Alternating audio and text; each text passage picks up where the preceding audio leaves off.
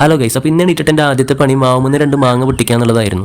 അത് കഴിഞ്ഞ് പുറകുവശത്ത് കൂടെ ഇങ്ങനെ നടക്കുമ്പോഴാണ് ചെടിക്ക് ഒഴിക്കാനായിട്ട് അമ്മ മാറ്റി വെച്ചിട്ടുള്ള കഞ്ഞിവെള്ളത്തിൽ ഒരു ഈച്ച വന്ന് പടായിക്കണം കണ്ടത്. പിന്നെ എല്ലാ ദിവസവും രാവിലെ ആദ്യം ഇട്ടിട്ട് ചെയ്യണ പണി ഇതാണ് കേട്ടോ. ഗപ്പികളോടൊപ്പം കുറച്ച് ടൈം സ്പെൻഡ് ചെയ്യാൻ ഭയങ്കര ഇഷ്ടമുള്ള കേസാണ്. ഇതുപോലത്തെ കുഞ്ഞു ഗപ്പികളെ കയ്യിലെടുത്തിട്ട് അവർ അങ്ങോട്ട് ഇങ്ങോട്ട് ഓടുന്ന കാണാൻ നല്ല രസമാണ് കേട്ടോ. ഈ ടാങ്കിൽ വെറുതും ചെറുതായിട്ട് ഒരു 10-250 ഗപ്പികളും ഉണ്ടാവും കേട്ടോ. പക്ഷെ ഇതിൽ നല്ല ഭംഗിയുള്ള ഹൈബ്രിഡ് ഐറ്റംസ് ഒന്നും ഇല്ല കേട്ടോ. ഈ ലോക്കൽ ഗപ്പികളാണുള്ളൂ. അപ്പൊ നമ്മുടെ അടുത്ത പണി എന്ന് പറയുന്നത് പറമ്പിൽ തെങ്ങുകളും ചെടികളൊക്കെ നനയ്ക്കാന്നുള്ളതാണ്.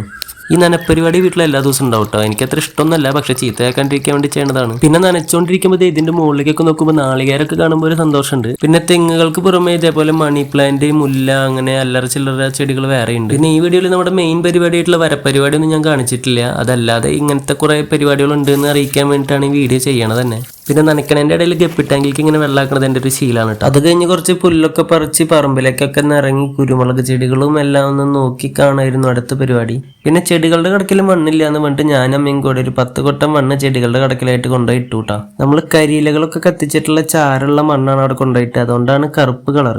അപ്പൊ ഈ പണികളൊക്കെ കഴിഞ്ഞപ്പോൾ സമയം വൈകിട്ട് 6 മണിയായിട്ട് നേരെ കാലും കഴുകി വീടിന്റെ ഉള്ളിലേക്ക് കയറിയിട്ട് ചായ കുടിക്കാനുള്ള പരിപാടിയായിരുന്നു. അപ്പൊ ചായക്കൊപ്പം വലുതും മേടിക്കാൻ വേണ്ടിട്ട് വണ്ടി എടുത്തിട്ട് നേരെ കടയിലേക്ക് വിട്ടു. കടയിൽ ചെന്നപ്പോൾ ലേസാണ് എന്റെ കണ്ണിൽ വിട്ടത്. അപ്പൊ നൈറ്റ് എന്താ പരിപാടി എന്ന് ആലോചിച്ചപ്പോഴാണ് വീരനാട്ടി ഉണ്ടെന്ന് ഓർമ്മ വന്നേ. അപ്പൊ നേരെ അത് കാണാൻ പോയി. പിന്നെ ഈ കളിക്കുന്ന ടീം ഏതാണെന്ന് അറിയിച്ച് നിങ്ങളൊന്ന് കമന്റ് ചെയ്യട്ടാ. അപ്പൊ ഇന്നത്തെ വീഡിയോ ഇത്രേ ഉള്ളൂ. സബ്സ്ക്രൈബ് ചെയ്യാൻ മറക്കണ്ട. അപ്പൊ ടാറ്റ ബൈ ബൈ, നാളെ കാണാം. ஓடினேன் மகபாலகம் கடந்து ஆடினேன் அவனாலயம் உழைத்து பாடினேன் வண்டிவேலனை நினைத்து தோளிலே மல்காவடி சுமந்து ஓடினேன் மகபாலகம் கடந்து ஆடினேன் அவனாலயம் உழைத்து பாடினேன் வண்டிவேலனை